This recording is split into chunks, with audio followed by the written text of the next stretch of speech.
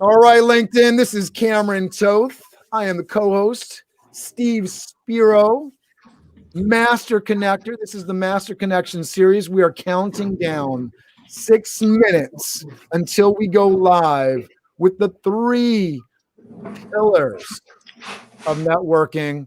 Really looking forward to getting into this with everybody. Want to know where you are checking in from. So make sure whether you're watching this live or you're watching it recorded, you put into the chat and let us know where you are tuning in from.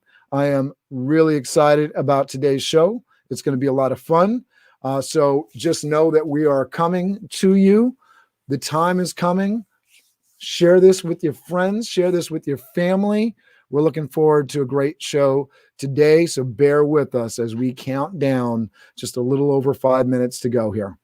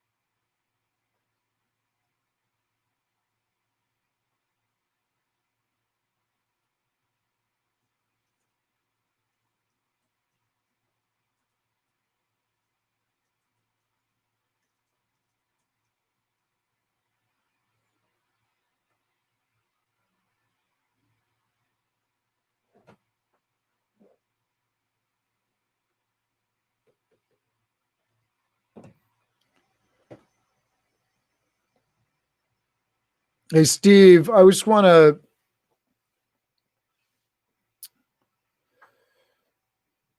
Steve, I'm not noticing a notification. Just want to make sure that we got folks checking in. All right. Oh, here we go. We got some folks checking in. So it looks like we're live. Hey, Sean Lashley, 10,000 cards.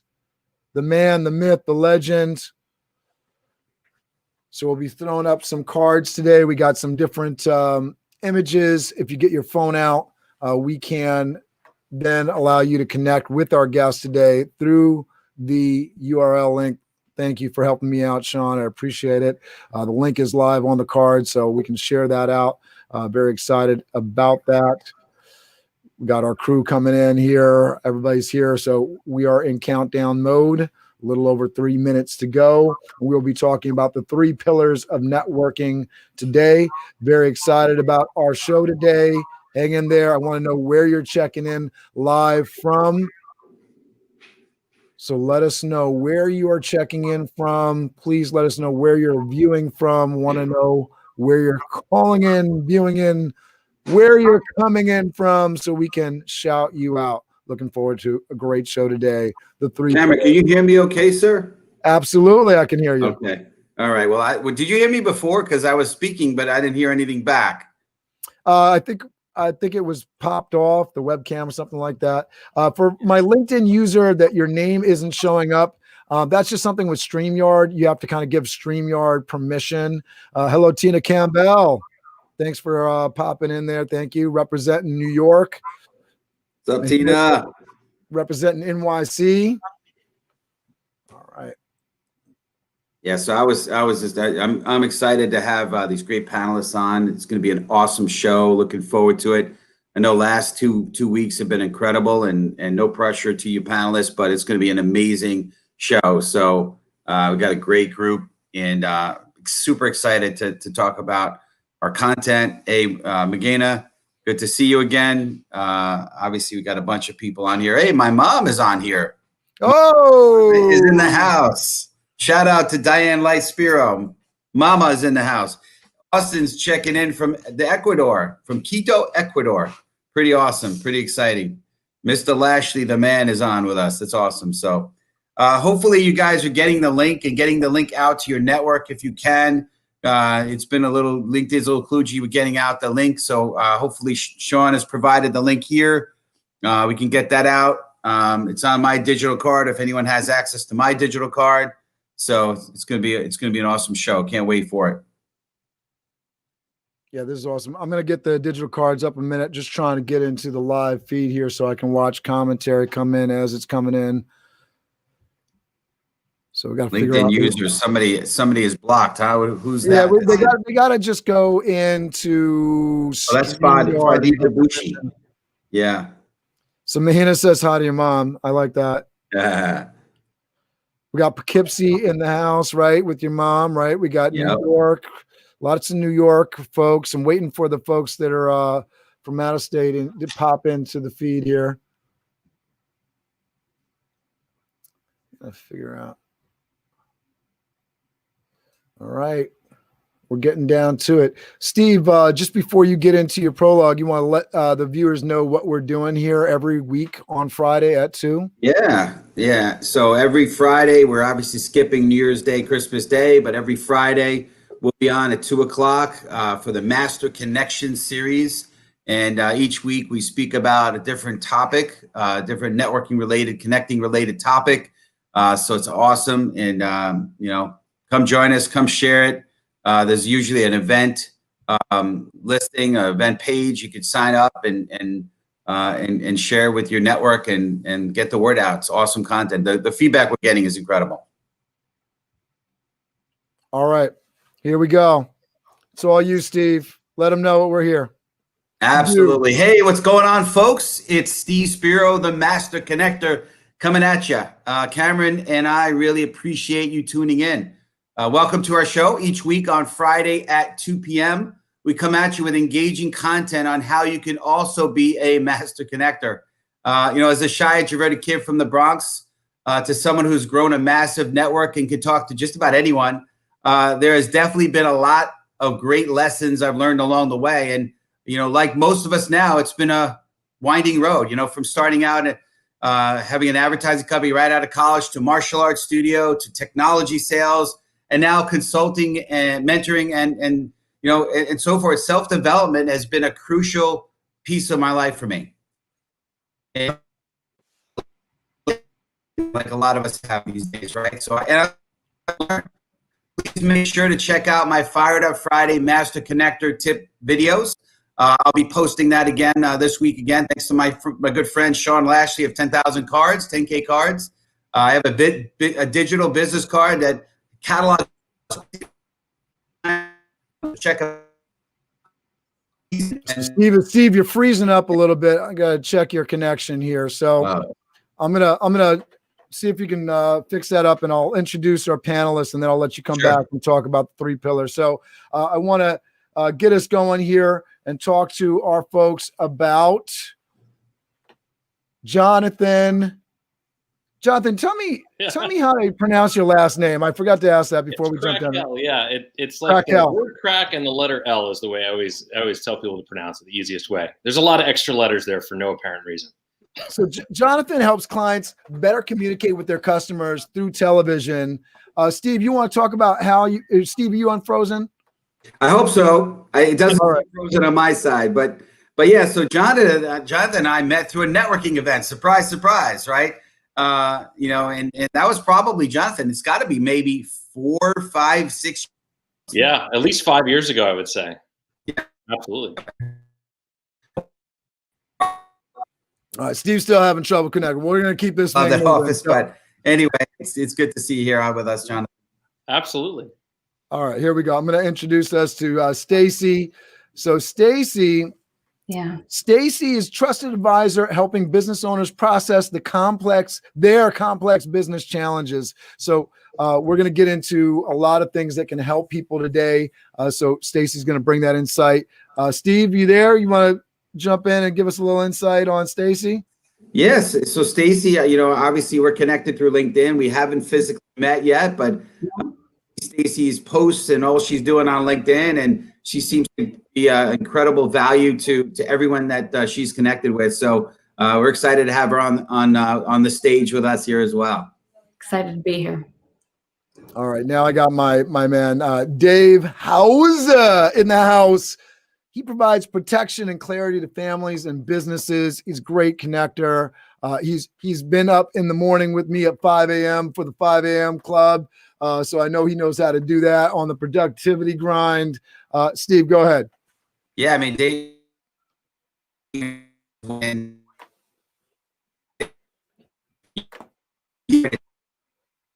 coach, you just see him. He's just like, he oozes leadership and integrity. So I love what Dave's all about. So appreciate you being on the show with us, Dave, as well. All right, now I'm going to bring in, last but not least, Amanda, Dr. Amanda Brantes, and she brings actionable manifestation.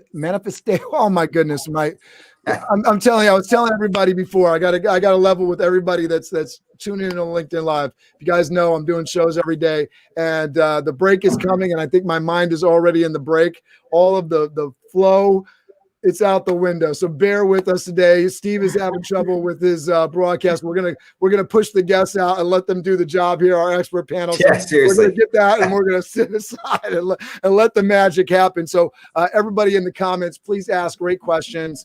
We're gonna talk about the 3 pillars of networking. Steve is gonna launch us into it through the breaks in his connection, and then we'll get right into it. All right, so Amanda, one more time here. She brings actionable manifestation-based strategies to entrepreneurs to help them make money with less stress and more ease in their businesses. So she's going to bring a lot of insight to folks today. So really appreciative of our panel here. So I'm going to bring everybody to the stage. Let's see if I can make that work. Maybe, maybe not. Here we go. There we go. All right. So that's everybody. So Steve, talk to us a little bit about the 3 pillars of networking, and then pass the baton off here, and we'll get this conversation going. And for everybody that's in the comments, I want you to continue to let me know where you're checking in from, where you're viewing in from, so we can shout you out. But also, what are your questions around the 3 pillars that Steve is going to lay out, so that we can really provide that direct answer, that really great value to you today, that's going to allow you to step forward in your business. That is what we're all about. And the more specific your question, the more exact we can be in helping you, the better, because if you have that problem, somebody else has that problem too. So we really want your question. Awesome. Well, hopefully my broadcast is working. Let me know, Cam, if I get glitchy here. Apologize. Didn't happen the last few broadcasts. But yeah, so hey, so as a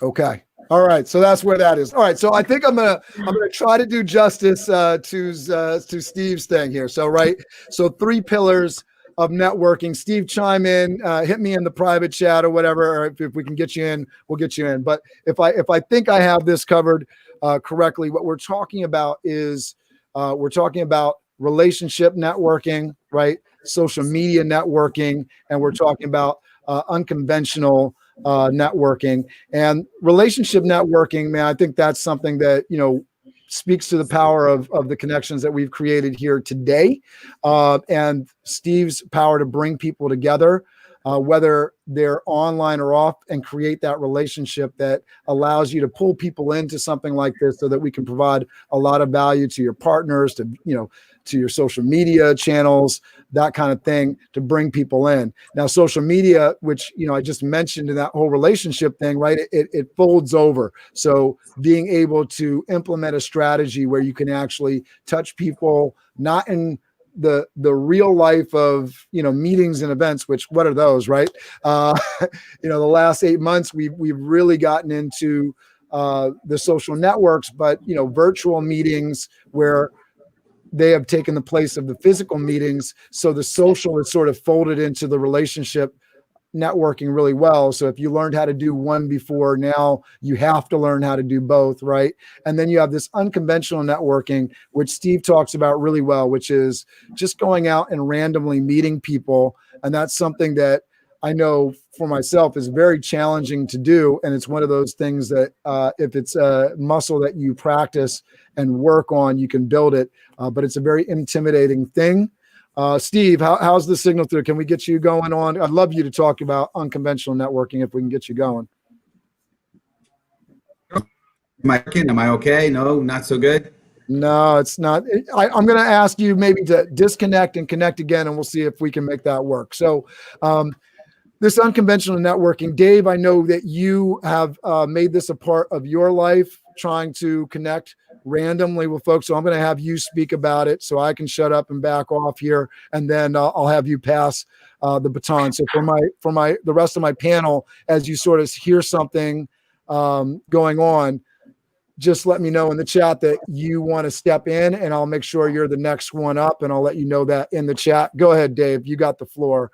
So take yourself off mute and rock on. You're good. Okay. So I love the unconventional form because that's basically anybody you run into anywhere is an opportunity to talk and learn about them. And if you know anything about me after my changing career, one of the things that I brought with me from my coaching background was you have to understand where people are coming from, what they want, and get to know their story more importantly. And I love listening to other people talk about what they've gone through, what they've done, and just kind of relate it back to how somebody in my network or how I can help them, assist them, or help them, put them in a position to do something better with their life. So it's just I love learning to talk to people and learning their stories more.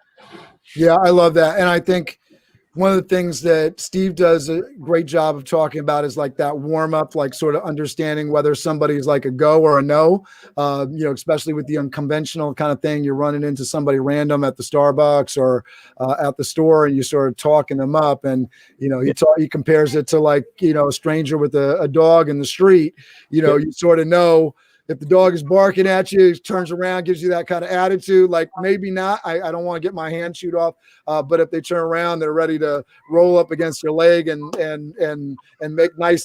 So they're giving you the smile. They're giving you eye contact that's pleasant. Yeah, you go forward into that conversation. But just the practice of that and getting closer and getting comfortable with humanity, because especially New York City folks, but I think all over the place, we run into people and can really have great conversations if we allow ourselves to. So I know Jonathan is going to want to jump in here, so I'm going to give him the floor. Go ahead, Jonathan. Yeah, no, even just about breaking the ice. I mean, what you were talking about earlier, Cameron, about like naturally not knowing how to kind of jump into a conversation or what to say. Sometimes it's just confidence in that, or sometimes you can use kind of gimmicks or tools. I have this that I've been wearing since we all have to wear masks pretty much everywhere we go. But this is a promotion for a website that we've created around a product that we do. And when people see COVID-free TV, they often ask, what is that? And so that's a great icebreaker. And so I've gone into places that possible places that I'd love to network into. I'd love to get in through the door, and they're asking me what I do because of the strange mask that I'm wearing. So sometimes it's just even what you're wearing can do it. I know the folks that I've met at networking events that show up in like a purple suit, or they wear a crazy top hat, or whatever it might be. They're not just doing that to express themselves, they are to a point, but at the same time, they're doing that because they want you to ask, and they're kind of opening that door to create that kind of breaking of the ice for you. And so if you're kind of nervous to talk to people, you can always do something that gives them a reason to kind of start talking to you. I love that. All right, Amanda's going to jump in here. Go ahead, Amanda. Hey, everyone. Great to be here. Networking to me has been something that's been really fun, shifting from, COVID and being in person where you're attracting people, talking to them and building rapport. I love the ideas of doing something unique and original. And it's something that I've transitioned in that way to doing on social media. So whenever I connect with people on social media, I always make sure that my first quest is to start a conversation and just get to know people. And I always think about it from the relationship building standpoint, because I know everyone watching or listening, if you have someone bombard you with trying to sell you something, you're instantly turned off. You're just like, why are we even connecting? You wouldn't walk up to somebody at a party and say, hey, here's what I have for you, even though I have no idea that if you even want to connect with me or know about it. So it's always thinking about relationship building. And I've built my business. In my first year of business, I went from food stamps to breaking the 6-figure mark by talking to people and just talking to them, not selling anything, just getting to know people, asking them questions. And then I have a very small social media following, really, in the grand scheme of how big social media followings can get. And I started on Instagram, and I just started networking by talking to people and asking, how can we create win-win connections? Let's do a conversation. At the time, like a lot of Zooms weren't going on in the same way that they are now, but now it's like, oh, let's have a 20-minute conversation over Zoom. And my intention is never to sell anything. It's always go, hey, let's just talk. Can we do a podcast? Can we do lives together? Can we maybe someone that I need to know, or I know someone you need to know. And so it's this really easy shift in your mind of thinking, how can we create win-win relationships over Zoom, when COVID shifts in person, and just think about the longevity of the relationship. So I actually do almost like an annotated bibliography. So when I'm on my meetings with my people that I'm meeting, like when I met Steve through LinkedIn, we had a Zoom, we just started talking, and I'm taking notes and having highlights of what he does in the world, so that when I meet someone else who I think, oh, they need to know Steve, I connect them. And then I'm building a relationship with Steve and this new person, and I'm bringing value all the time. And who knows what that's going to turn into in the future. So I always like to think about your social media following as your network and community that you're growing. And I think of my network as a reflection of my net worth. So whenever I'm sending a new message to someone in a DM, I'm building that relationship first and asking about them and talking to them with only the intention of thinking about how can we build a network that's going to help each other grow, do what we love in the world, and just make those long-term connections.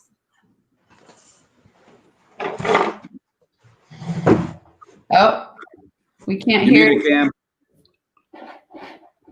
Oh, the 2020 theme song. You're on mute. All right. So, man, I got to get the cup that says you're on mute, but I'm going to share with everybody where my head's at, right? Mandalorian Friday, right? So really, really great episode. I checked it out while I was working out this morning. So if anybody wants to connect with me through the comments on Mandalorian, I'm with you. That's where my head really is today. So I thank you guys for giving me the energy to keep it going here. All right. So we got a question in the chat. I'm going to give Stacy the opportunity to talk about virtual tips and tools. And then what I want to do is get into this great question from Bobby Orlando about how would you get started breaking the ice if you're an introvert. So guys, think about that while Stacy's going and talking to us about virtual tips and tools. So after years of being in corporate and taking virtual environments for granted, when we went into COVID and became much more of a virtual environment and didn't have that opportunity to really be, at the coffee shop and in front of people face to face, I actually started reaching out globally. So I started extending my reach. I started looking for people that would either be of similar interest, passions, and I started connecting with them that way.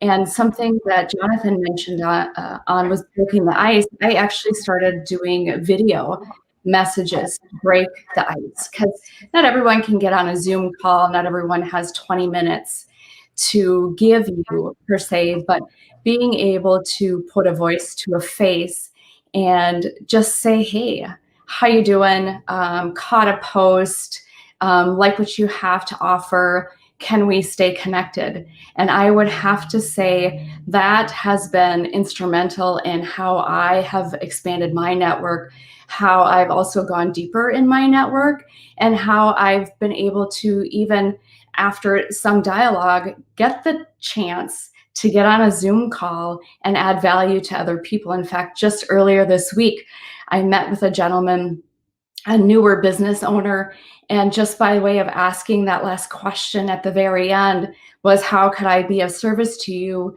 He said, if you know of anybody that could do X, Y, and Z, let me know. And so that even put me into high gear. How can I give back? But all of that came by way of just general interaction, being sincere and genuine.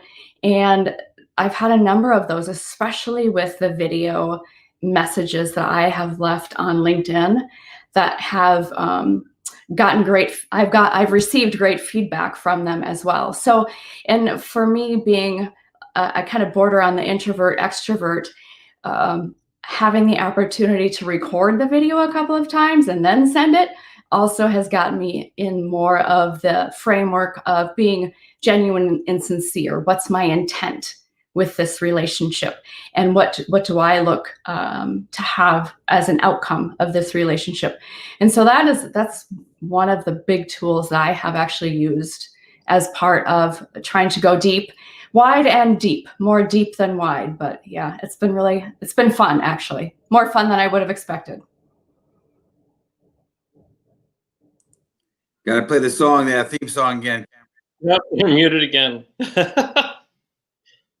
Woo, I'm telling you, thank you for your patience with me. All right, so Bobby Orlando says, how would you get started breaking the ice if you're an introvert? And then Angie Legg actually posted a question, which I think is right in this same theme, because what is it about, right? You're afraid, there's fear, rejection, right? How do you get over the fear of rejection that may stop you from connecting with influential people? And so there's a little bit of a different thing, right? Because if you're an introvert, you're just going into a party. And I know for myself, sometimes I may seem extroverted, but one of the biggest fears I have in the world is like going into a networking event with people that I don't really know that well, and I'm by myself, and I got to walk up to a cocktail table and sort of introduce myself. Like, that is not where I want to be. I want you to come over and recognize me, which I think is part of my drive. Like, let me be on BizDev Live, let me out here. So when I do walk into the room, oh, I know that guy. He's that BizDev Live guy, right? I was interviewing our friend 1031 Rob, and he's got his branding in place so that people recognize him. And he was talking about people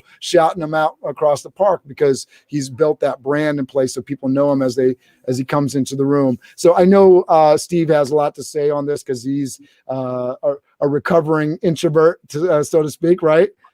Yeah, absolutely. Hopefully you guys are hearing me okay. Yes, absolutely. Much better now. Hopefully that'll do it.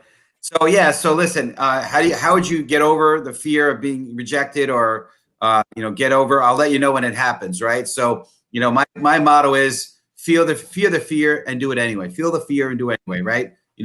My other motto is, hey, there's danger in the comfort zone. So I just am always, looking to push myself and get out of that comfort zone, right? So it's definitely, I'll be honest, when I get in front of and of course we haven't had to do a lot of that in the real world with COVID, but when I'm out in an environment where I need to be around people, there's a little bit of a, knot in my stomach, I'll be honest, but I push through it anyway, so some of the things I do is, number one, I'll just say something, and believe it or not, it's not the magic isn't in icebreaker. The magic is in just doing it. I know Cameron was telling my story about the dog, right? I'll listen, the dog isn't rejecting you. If the dog, when you go to pet it and it barks, it's just a mean dog. It doesn't know that you're this kind of person or that. It's just a mean dog, right?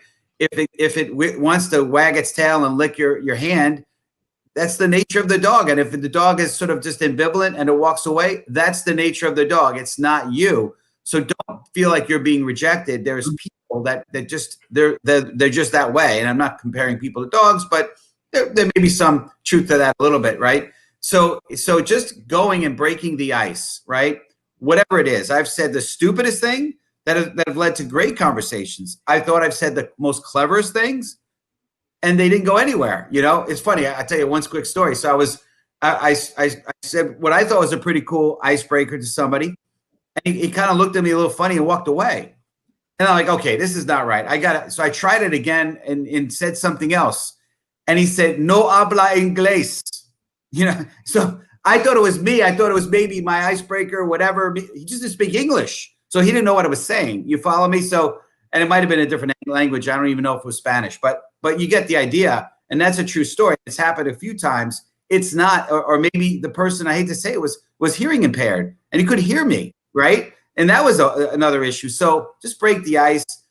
I like there's kind of a formula that I've used. And again, this is less, valuable right now in the COVID world, but hopefully you take this with you into the future. And that is, where you're from, what do you do? Right. It's easy when you meet somebody is to say, hey, where you from? Get them talking about themselves, right? Where are you from? You born in, I'll say I'm born in the Bronx. Oh, really? Where in the Bronx? You can go 3, 4, 5 layers of that, married kids, kind of what's the family situation. And then I like to say, what do you do? And, Now, I don't necessarily, what do you do for work? I say, what do you do? That's up to them. If they want to say what they do for work or if they do for fun, whatever. But believe it or not, and many of you guys know this, right? People's most favorite topic in the whole wide world is themselves. I read a book recently, probably reread this book, I guess. And, he said that he had a conversation with this person for I want to say like an hour. And I think he said like 3 words in the whole conversation. At the end, the person said, man, this was awesome. You are the best conversationalist I've ever had. And the person said 3 words because he let that person speak and speak about themselves. So don't be intimidated. You don't have to be this great, orator. You don't have to have great lines. You just need to open your mouth, say a little something, and then, be interested in them. And you'll be surprised how easy it is. And don't feel like you're being rejected because you're not. People again, they are just, they have good days and bad days. It has nothing to do with us. That's the mindset I have when I talk to people. Love it. All right. Dave, do you want to jump in with some examples? So some of my questions, I have 3 basic questions that I always have in my back pocket. The first one is, and Dr. Amanda, you're probably going to like this one. If you could be a superhero, what superhero would you be, and why? That was a question. That was a real question that I got on an application to the YMCA in Tampa, and it's stuck with me for the last 25 years. So that's always the first question I generally ask somebody that I meet new. Dave, I was just going to answer. Do you usually get a good answer to that one? People usually look at me like, what? And I share. I was like, I always thought I was Spider-Man. But now, as I've gotten older, and 25 years later, now I think of myself as Xavier X, Professor X. I was going to say, does that have anything to do with the hairline? What's going on with that? I don't. No. Surprisingly, no. But because I used to hate Professor X, by the way. But now, the other one was when you were a kid. What did you dream about? Who did you dream about being when you grow up? For me, I wanted to be a fireman or a construction worker, and that both were nowhere near where I've ended up in my life. And the third one would be, if you could eliminate any one thing in your life right now and never have to worry about it again, what would that be? What would that look like for your future? I love that. And going back to what Stacy was going into in terms of the calls, I find that, sometimes you're looking for somebody to sort of state their mission in life, what their purpose is, so you can sort of get at it, like what's driving you. And so the question of what would you do if you had all the money in the world tomorrow? What would you do if you didn't need the money? And that usually gets to the root of it.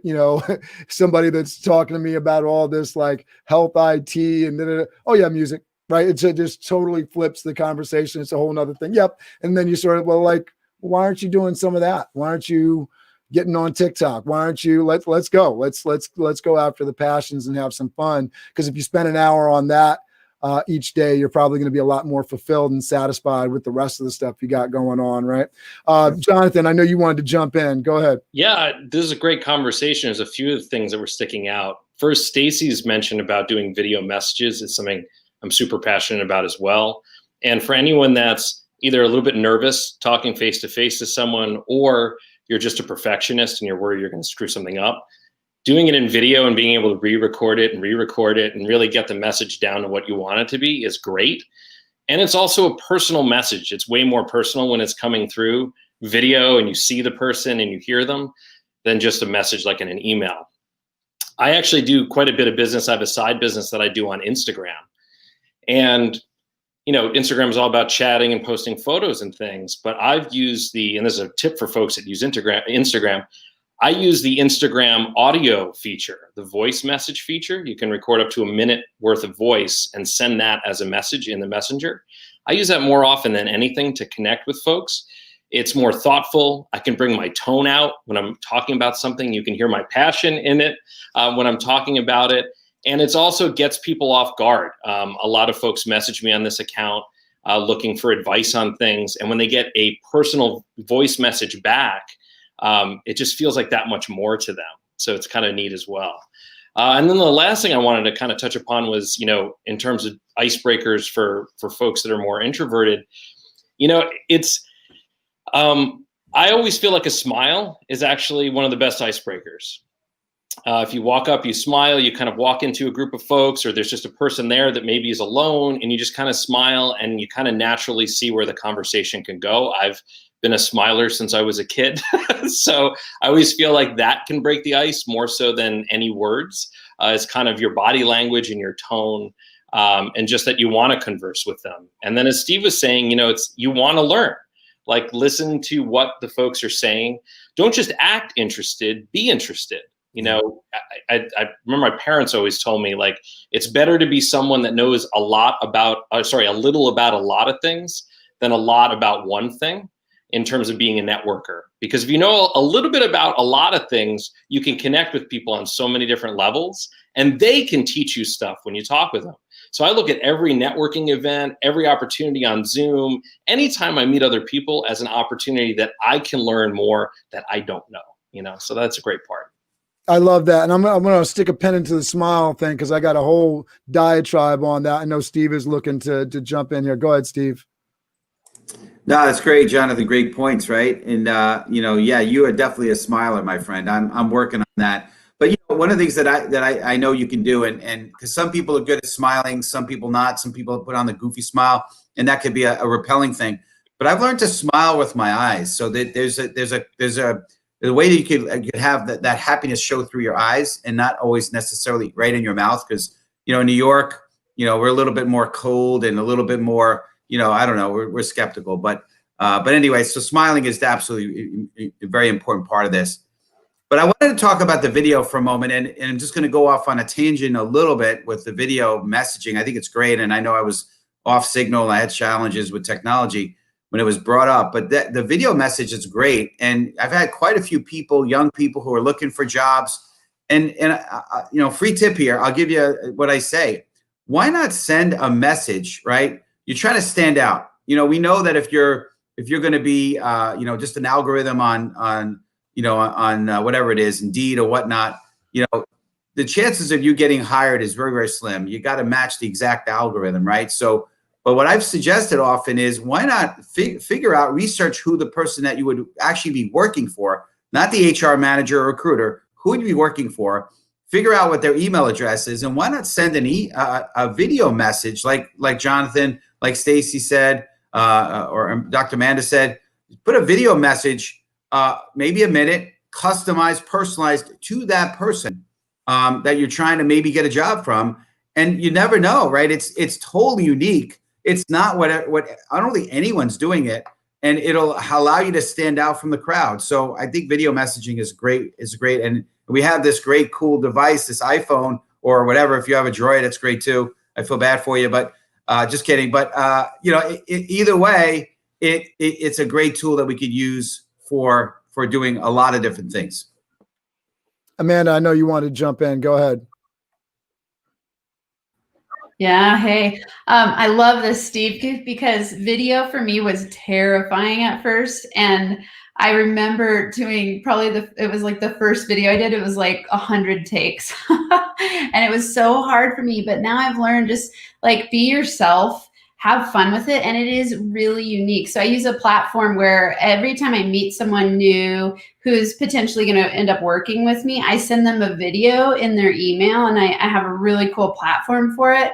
And people, I can't tell you, also something you were saying, Jonathan, was using audio. So between audio and video, people get that sense of who you are, and it builds their trust level, and they get to see and know you better. So I can't tell you how many people I've had on LinkedIn say, oh my gosh, no one's ever sent me an audio message before. And I love leaving audio messages because you can share so much more in a minute. And I do it on Instagram, LinkedIn. And then when I have a consult with a new client, with a potential client, I will send them a video and say, I'll recap some of the stuff we talked about, and I just share with them, and people will message me back and say, wow, no one's ever done this before. This is incredible. And it's one of those things in our networking efforts where the faster that we can build rapport and build trust and connect and communicate with people, they feel that sense of ease, and they're like, oh yeah, you're someone that I would want to work with, that I would share who you are with other people, because I get to have this nice sense of you. And I know for the introverts out there, I'm actually an introvert as well. I'm kind of on the cusp of introvert extrovert, and video is kind of a nice thing because you can practice it and you can also still show up, but it takes off that edge of in the moment, one-on-one. But it's also a great thing to practice and just play with it, because we all here know that video is the now and it's the wave of the future, and it's kind of the direction we're going. So it's like, just play with it and practice and have fun. And I wanted to add really fast the fears. Someone was asking the question about fear and what to do when you feel fearful, and asking somebody in the networking world. It's like, I say lead with vulnerability. Like, often I'll just say straight out to someone like, you're amazing to me. I would be so in awe to just like have a conversation with you, and just lead with that. And people love that. They go, wow, that it's rare that someone will say something like that. So it's okay to be afraid. It's okay to just be afraid, step in, share that you're scared. I had someone who was talking about public speaking, and they said, just open up with saying like, woo, I am scared right now, and I'm going to talk to you anyway. And then that breaks the ice. So it's like, you can lead with vulnerability to break the ice and then overcome that fear. And then there's really no such thing as rejection when you're just coming to it from a place of, oh, I want to establish a relationship here, instead of thinking that there's some outcome that you're getting to. Yeah, absolutely. So we got some great questions coming in here. So Chris Januski says, with video on LinkedIn, I see a lot of people put out content that is not related to their field for LinkedIn. Would you recommend sticking to what you know, or just put out content regardless? Which I think these questions sort of mesh into each other. Bobby's just commenting about, it's kind of awkward at first doing the video, but I guess after a while it becomes something natural. And I can certainly tell the story about getting on live for the first time after seeing somebody and just doing it. It is super awkward. Super awkward the first time you do it, and that's okay. What would you suggest for content on your first video? So I'd love to actually, if we could kind of go around the room, because I think everybody here, right, has done video on LinkedIn. So if everybody can sort of talk about what they actually did for their first live video on the platform, recorded. I know I went on Facebook Live. That was the first thing, because I was the easiest platform for me to go on and push the live button. And for me, I was just like literally like testing it out. Like, hey, this is Cameron, and I do this, and I'm going to do some live content. Let me know if you're there. And then I had a couple of days where I was actually painting online. I just did a lot of trial and error, and got very comfortable with, like, I'm putting something out there. It's not a big deal, and let's see what people say about it. So let's go around. Steve, you want to jump in next? Sure. Yeah. So I guess, Chris Januski's question, right? And great to see you, Chris. I know you're a loyal viewer here. We appreciate you. Yeah. So, I mean, and Chris Ducher as well, right? So kind of similar questions. I think you don't have to necessarily put what your field you're in. I think you want to lead with what's relevant for you. And I think it may have been Amanda mentioned it, I believe, where you want to be authentic. And so, for me, networking, I mean, it kind of relates a little bit to what I do professionally, but not really. I mean, there's sort of related, but as long as there's some type of tie-in a little bit or not, it almost doesn't matter. There's some great, content out there, and people are sharing personal stuff sometimes, and you got to walk a fine line there. There's got to be some professionality to it, because we're on a network. LinkedIn is a business network, but definitely what's relevant for you, what's the essence of you is about. That's the kind of content you want to put out there, and just do it. Just do it. Don't wait. Just jump right in, like Cameron said. All right, who wants to go next? Come on, let's go. I can go. All right, Stacy's jump in there. Yeah, so when I did my first videos, especially on LinkedIn, they were pre-recorded, and it was little tips and tricks. It was probably a minute, 2 minutes tops. And once I started doing those and had doing several of them, my videos ended up being more like 3 and 4 minutes. I then graduated to doing the personal videos, and you can only leave a 1-minute video in the LinkedIn Messenger. So that certainly restricts your time and gets you right to the point, especially after you pre-record over and over again. You get succinct in the message. And now I do my own LinkedIn lives, and I can tell you I certainly was a hot, nervous mess doing it the first time. Even got feedback that I was a hot, nervous mess, but it's people look to you when you do things that they may even be afraid of and say, wow, I wish I could do that. So after a time, it just becomes natural. Yep, you're going to mess up. Yep, you know you mess up. Sometimes you don't even know until after, but we're all human. And so to the point about even the comments about the rejection piece, just knowing that you're showing up, you're doing it authentically, and the worst thing that someone's going to say is no. When you go in with that thought, it really helps frame how you look at yourself and putting yourself out there, and then how other people see you doing something that they actually might be nervous about doing. Yeah, I love that. And Angie Legg says she loves your vulnerability. We appreciate that. And I love that Dr. Manna on the back end here, just letting Chris know, for content for your first video, you could talk about the power of getting out of your comfort zone and creating your first video, which I think, if you're feeling uncomfortable, what's more authentic than talking about it, right? Go ahead, Dave. One of my first videos was talking about farming, and how farming's a part of all of our lives every day. We just don't really realize it. I have a 3.5 acre farm in Connecticut where I have goats, chickens, and ducks, and 3 dogs.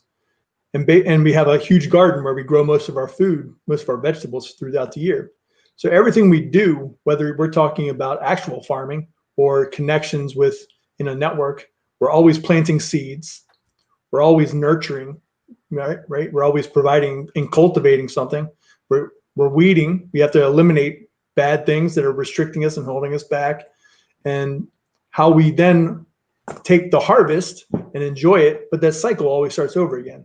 And that was one of the first videos that I put out there. And I would actually just walked around with my animals in the garden and all that other stuff, and we just did it. We just went out there and did it. And it was a lot of fun. I didn't think I'd like it, but I actually really enjoyed doing the video stuff. Yeah, I love that. All right. So, Jonathan, I think you're the only one that hasn't jumped in on this. So let's go. Sure. Yeah. I think it really, it depends on what you're looking to accomplish, I think, is what I would say on that. I would never do a video about something that I either didn't know about or I wasn't passionate about. So I wouldn't do a video on something just because it's trendy to try and get within the search engine optimization so more people find you. I don't buy into that because that doesn't come across as authentic at all. So I think you should always talk about something either you know or you're passionate about. Aside from that, I think it depends on what you're using it for. I think in the examples of like using it to build your personal brand, you definitely want to show the reality, that it's okay to show the flaws. It's okay to show vulnerability and things like that because you're selling yourself and you want people to learn more about you and like you and be more of a human being when people know more about you, and we're all alike in those ways. I think when you're doing it for your business, there's more thought that goes into and more kind of careful connections. My first video on LinkedIn was for the business. My business makes custom television networks for other businesses. Instead of cable, they put us on. And one of my first videos, it was either the first or the second video I did, was me inside a Wendy's with my family when I noticed that McDonald's has a television advertisement going on in the Wendy's dining room. How is that happening? It makes no sense. And I break it down and I shot some footage on my cell phone in the store and I really broke it down and then shot a whole video just about like, how does this even possible? Like, how would they let that happen? And something like that, like taking those elements and putting them together in a video, not just saying, hey, that happened, but showing that it happened can actually prove out, a good, case for your business. So, again, stick to what you know or something you're passionate about is the main thing. Yeah, I love this. And I kind of want to open up some dialogue. I put up the banner thing to get what people's biggest LinkedIn challenges. So I'm going to keep that going here. I want folks to sort of comment and question on how we can help them network within LinkedIn. Right now we're in this Zoom world. So I want to speak to that a little bit in terms of, because I think there's a lot of, what do I post? How should I look? Is this going to be professional? So I will say, because we've sort of alluded to it, lighting, make sure you're well lit. If you're trying to make sure that you are known for something and you want people to really associate you as a brand with something specific, right? So let's say you're in mortgages, right? Well, a house is a big deal. Like if you do mortgages for house, maybe your stuff is around house. And I'm sort of pointing to that because Denise Panza, who's been on this show, does a great job. Check her out. Denise, last name Panza, and she does a great job of being very authentic and just letting people know what's going on, being in the process. She's having a glass of wine. It's casual. It's on LinkedIn, and it really works. Now, on the flip side of that, LinkedIn really isn't like your, I'm going to teach you how to dance channel, unless you're a dance instructor. And then I think right on, that's exactly the kind of content that you want to have. But being well lit, we were talking about smiling. Right. So if you're on Zoom, right, this is like we're in the perfect practice space. We're here. We got our little Zoom boxes here, very much like a Zoom call. I talked about to the guests before we jumped on, practicing good behavior, everybody putting themselves on mute and all that. So we get to have the whole 2020 you're on mute theme song go off, but at least we don't have the background noise going off while somebody's speaking. But being well lit, right, making sure that there's no shadows across your face and smiling, because when people see somebody that is smiling at them, they feel like that person likes them. And maybe Dr. Amanda wants to jump in on the brain science here, but the idea that we judge when we decide how we like somebody, not based on our own feelings of do we like this person, but we decide based on whether we think the other person likes us. And what does our brain say in terms of if this person likes it? Well, if they're smiling at us, they like us. And it works in real life. And that's really important. You're going into a negotiation. You're going in to make a deal. Make sure you're smiling as you enter that room, because the brain science of this, if you're coming in and meeting somebody new and they feel like you like them, they're more likely to like you. Now, there's a whole lot of things going on that can be distracted and everything, but that is the basic thing. If you are able to set that up, you are going to be more likely to win in that situation, and you're going to be more likely to win over Zoom.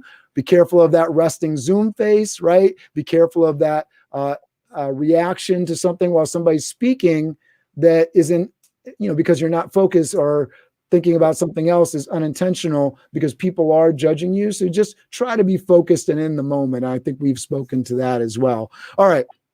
So I know we got a lot of comments in here. Anybody want to jump in? I was talking, so I wasn't looking at stuff. Go ahead, Amanda. I know you want to jump in. All right.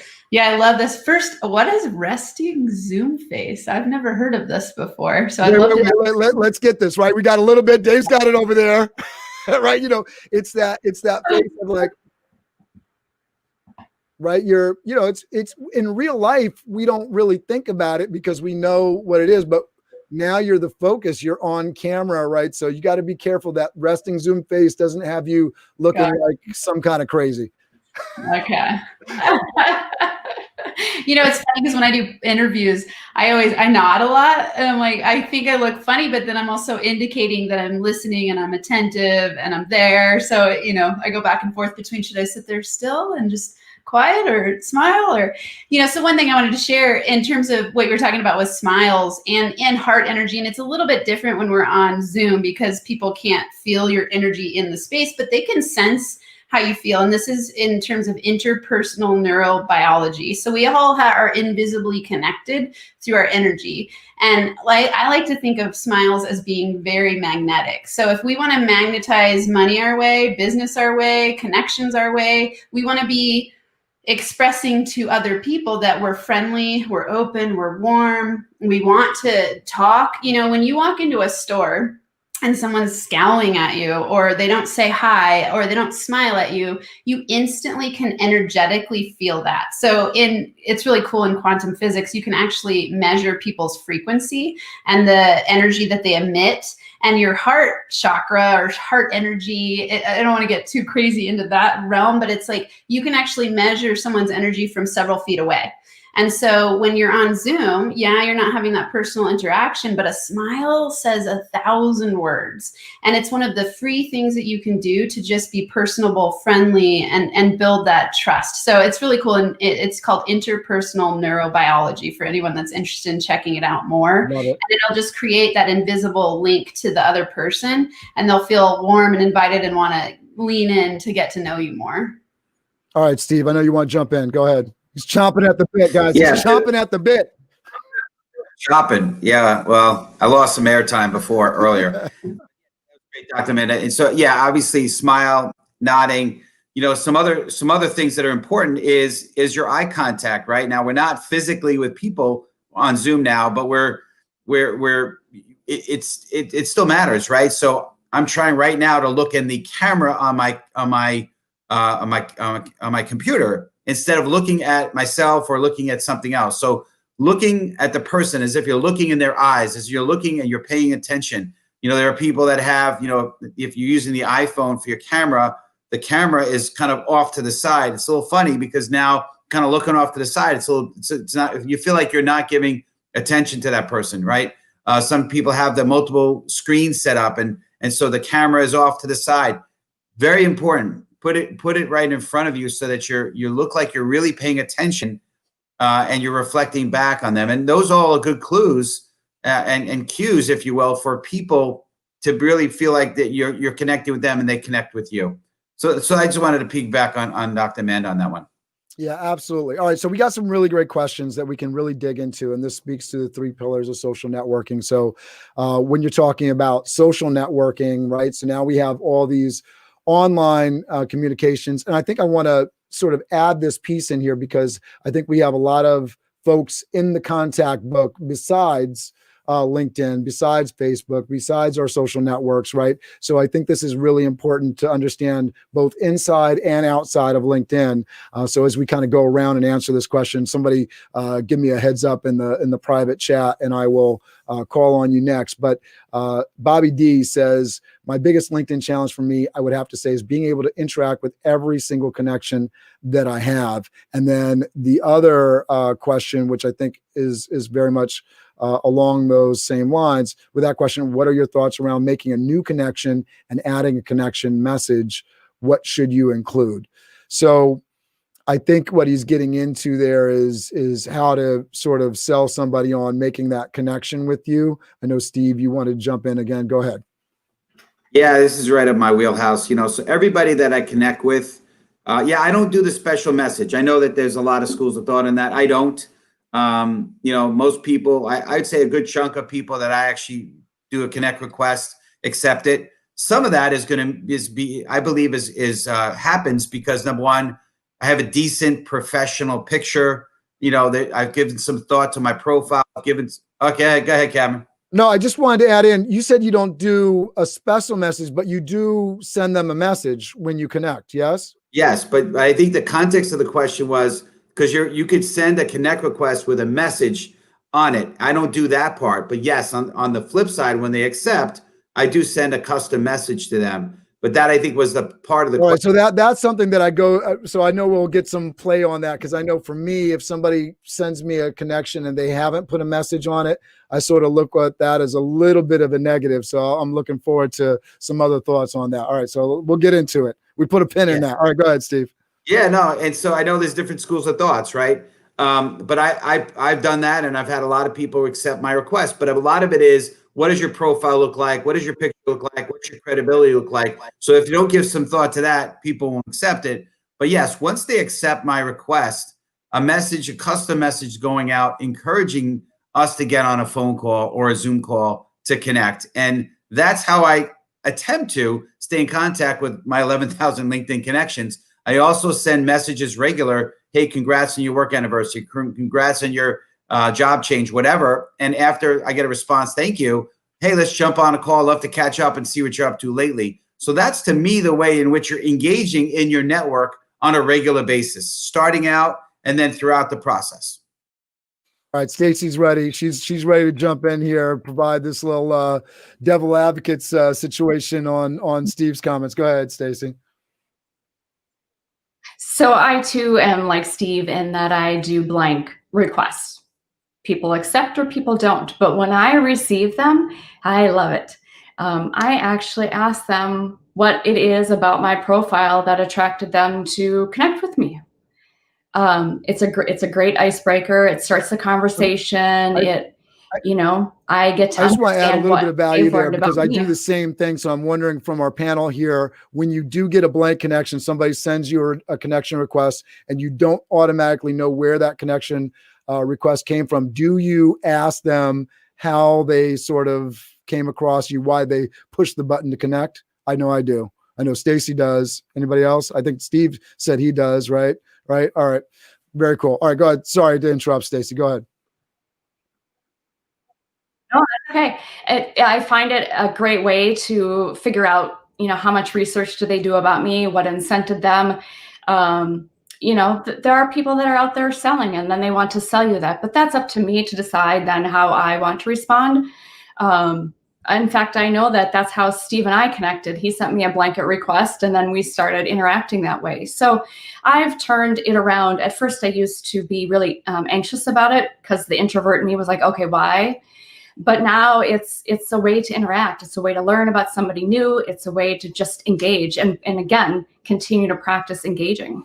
Yeah, I love that. So is there anybody else wants to speak on like the not sending the blank request, or should I jump in? All right. I have a question for everyone else on this, because I always thought back when, like, I don't send a lot of requests out myself. It's very rare that I'll send one out. And I was always told that if you send too many of them out, you can get blocked. Is that true? Is there a certain number? I know, Steve, you've got a ton of connections and you reach out all the time. Can anyone talk to that? Like in terms of how many is a reasonable amount of requests to have out? Go ahead, Steve. Yeah, I could tell. Yeah, I mean, yeah. So you're not going to get like kicked out of LinkedIn, but at some point you might get told, hey, you're going to get a message that you've reached your limit. That's it. And then usually you have to wait a day, or you can go in and actually go back to 4 weeks and earlier and go and request those older messages, those older LinkedIn Connect requests, and then that frees up space. So that's all. There's no LinkedIn police on that part of it, except. Yeah, I was going to say there is that thing of like you can't request too often the same person, right? There's like a limit there. But let me say this. So I do a message when I connect with somebody, if I can. There's a little bit more challenging if you're trying to connect from the phone. It's not as easy to add the message, but I do it for two reasons. One, I do it for segmenting, which we can talk a little bit about that because I think that speaks to Orlando's question, Bobby Orlando's question, which is how do you sort of stay in contact with people? And then, if you're the master connector like Steve is, to know when somebody when you're in that Zoom conversation, when you're asking that question like Stacy did in terms of like, how can I help you? How can I serve you? You're able to say, oh, you need plumbers? I got a list of 20 plumbers. I got, so you're able to segment that list. So one of the things that I do is when I send that message, I usually put a message on there of how I interacted with them, what meeting I was. So then it's a reference for me. So it helps me keep my mental file. So I can always go back like, all right, I scheduled a one-on-one meeting with this person. I can go back through the messages and remember, oh yeah. And so it makes me seem like I have an amazing, awesome memory because I have that reference point to go back to. And then the other side of it is, I like that personal touch. If you're connecting with me, to say why. I feel like there's a lot of folks out there that are just selling a service and they just connect with you so they can hit you with that first kind of like spam message. So if you're hitting me and the first message is a welcoming one, something that talks about our commonality, it warms me up and makes me feel a lot more comfortable with you as a connection. All right. All right. So anybody else want to jump in on this topic? I was looking for the private chat, but it was just comment and not a hand up. Everybody's gone quiet. All right. So let's talk about social media tips and tricks for making sure that you're putting yourself out there and getting the right kinds of connections. Who wants to speak to that? Come on, not everybody all at once. I'm happy to speak. Go ahead, Steve. Yeah. I mean, so one of the things that you always want to do is be active, be on LinkedIn, and look at what people are posting. Right. Don't just like and comment, and if you can, maybe definitely put in that person's name. And there's a special way to do it. Use the @sign, and then you actually tag that person. There's better reaction when you do that, because now you're actually sending a message that whole person's network is going to see, and now you're getting extra exposure. So just don't just like and comment. Maybe put some valuable. The comment shouldn't always be that was great. Maybe put some value in there. Maybe some of your own mindset or thought process, and tag some people. At least tag the person that actually said it, and maybe tag other people. It's a great way to kind of get out there and add value to other people. Excellent. All right. I'm asking Sean in the comments to post some digital cards in there so that people can connect with our speakers today. So Sean, help me out with that. I know he's on it. He is a powerhouse. I want to just go briefly around and leave that last great juicy tip for folks in terms of making sure they're networking in all the ways that they should, right? Through traditional relationship networking, through social media, through non-conventional. So I want to go around the room. We'll start with Dave, and then we'll go Amanda, and then Stacy, and then John. Go ahead, Dave. So the biggest thing I learned in the past couple of years was just be yourself, be authentic, and don't try to be somebody you're not.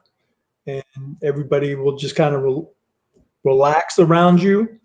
That's been my biggest takeaway. So be authentic, be honest with people. Amanda. I wish I had gone first, because I was going to say the same thing. I think it's just have as much fun as you can have with it. If you're feeling scared, if you're uncertain, just ask yourself, what's the main point of this? And it's to have fun, to connect with people, to get out there, to be known, and to have you be known, right? Not like some pretend person that you're projecting into the universe. It's be yourself, connect with people, and just treat it as a fun, playful practice, and that takes off some of that stressful energy around it. Go ahead, Stacy. I would say start networking at the grocery store, outside of the restaurant, outside of the wine and spirit shop. When you're walking in and out of those places, it's a great way to just start with your smile. It's a great way to start with a hi. It's a way to get out of your own comfort zone and use those very brief interactions as a way to build your own confidence to do the longer interactions, or the more unconventional, or the ones that might put you really out of your comfort zone, like what Steve was talking about. I too have a hard time walking into a room, but I know that through smiling at people at the grocery store, at asking them what's good, and just starting with some basics has made the process much easier. That's awesome. All right, Jonathan, you're up. Networking for me is all about learning how I can help other people. I mean, that's it. That's a question I keep asking myself in my mind as I talk with them.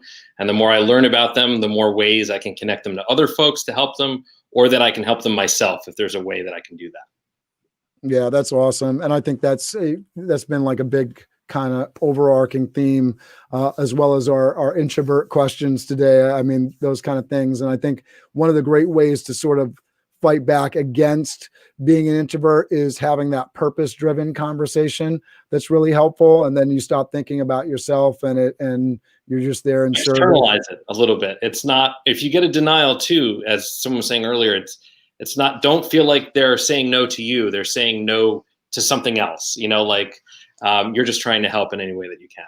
So. Yeah, absolutely. Go ahead, Steve, close it out for us. Cool. Well, this is great. You all were great, phenomenal. One of the things, and Jonathan, you just touched on it a bit, right? It's how can we add value, right? So for me, whether it's unconventional meeting in the grocery store, which is awesome, whether it be on some kind of Zoom, Zoom meeting, Zoom networking meeting, or in person, or whether it be on, social media, right? You always want to lead with how can I bring value to you, right? So one of the things that I have is I've got 11,000 connections and 16,000 contacts on my phone. Who can I connect you with? Who can I bring? That's one way I can. And I have a lot of information, books that I've read. A lot of Audible books I can write. So what can I do to add value to you?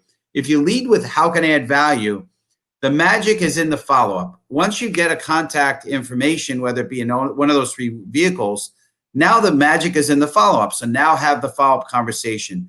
And that's where it all happens. You have the Zoom meeting, you have the phone call, and get to know each other. Don't try to make the initial contact everything. That's just a little tiny touch. The rest, the follow-up is where the magic happens. So Cameron, you want add anything before we close it up, sir? I just want to thank everybody. Thank you for having patience with me. We are the last Master Connection series. This is number 5 of 2020. I want to say happy into this year to everybody.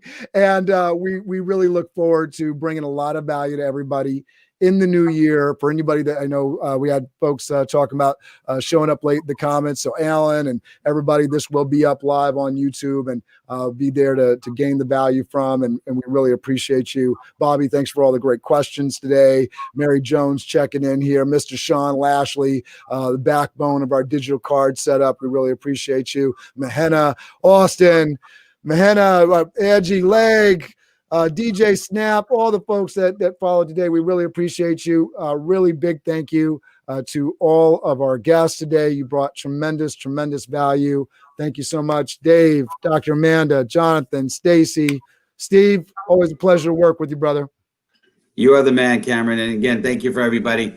Listen, we are the light. It's time to really shed our light on the world, and let's go out there. And as my friend A.B. Gabor says, let's go crush it. Crush it. There you All right, go. guys, thank you very much.